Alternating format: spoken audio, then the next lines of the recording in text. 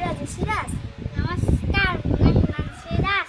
আমি এটি বিজ্ঞাপ মায়াবিনী রাতের বুকুর দেখা পালু তোমার ছবি ধরা দিলাম গোপনে আহি ইয়ার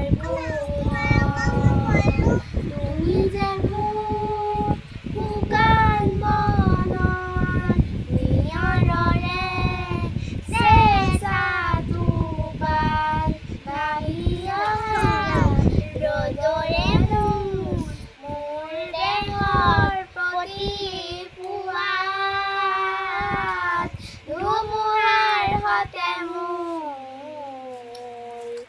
বহুদিনৰে আছো এন্ধাৰো সঁচা